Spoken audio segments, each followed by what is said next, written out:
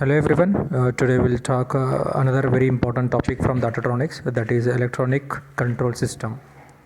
What is meant by this electronic control system means the electronic control unit or the system is a brain of computer.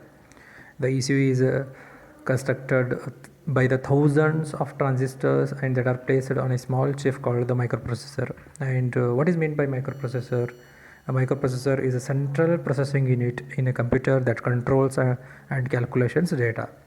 Further, in a simplified manner, means the electronic control system is made up of the sensors and actuators and related wiring that is tied into the central processor called microprocessor or microcomputer we can call.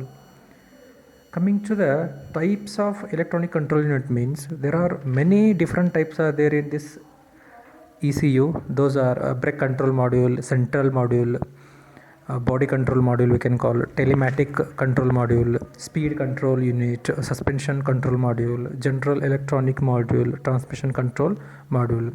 While forming these all, finally we can call it as a electronic or the master control unit, combining all these different types. Coming to the hardware design of ECU. Dear students, the electronic control unit is a general term for any of the number of computer modules that receives input from the sensors in the vehicle and control the different electrical functions. As vehicle becomes more complex and outfitted with more sensors and functions, there can be a number of different ECUs at work in a single vehicle. And some common ECUs are engine control module, powertrain control module, PCM we can call, and brake control module as I discussed in BCM, and general electric module GCM. And ECU plays a very important role for collecting, processing, analyzing and executing the data from various systems and subsystems.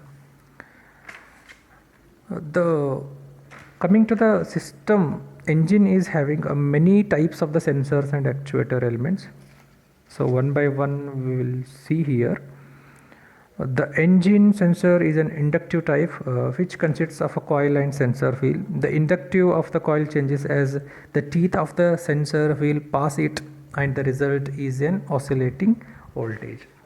And the second very important sensor, the engine temperature sensor, is generally a thermocouple which is made of the bimetallic strips or thermistors.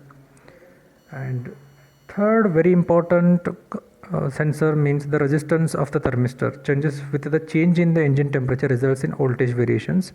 And the oil and pressure sensors are diaphragm type sensor. And oxygen sensor is usually a closed end tube which is made up of zirconium oxide with porous platinum electrode on the inner and outer surface. And sensor becomes the permeable to oxygen ions at about 300 degrees Celsius. This results a generation of the voltage between electrodes. And analog signals given to the sensors are converted into digital signals by using ADC converter, ADC, and sent it to the microcontrollers. And coming to the different components of ECU means engine management controller or engine management system or engine management unit. Very different components it is having. Mainly the power supply, digital and analog power supply, we are having MPU, microprocessor and memory, flash and RAM types of MPU we are using. Communication links, CAN type of the buses we are using. Discrete inputs, on off switches, frequency inputs, analog inputs, feedback signals, switch outputs, PWM outputs, means variable frequency and duty cycles. That injector and ignitions comes under this PWM outputs, frequency outputs, constant duty cycles, that is a stepper motor or idle speed control we can call. Along with that we can call here analog inputs, analog outputs, as I told, fuel pressure sensor, oil pressure, oxygen, knock, mass airflow, throttle position sensor, manifold, ambient, engine temperature, vehicle speed.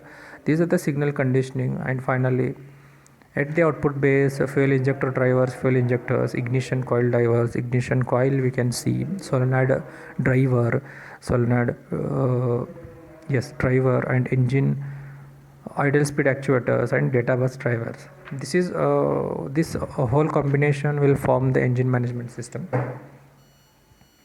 And As I told in the beginning only, ECU used for the closed loop control system means feedback system will be there in this system.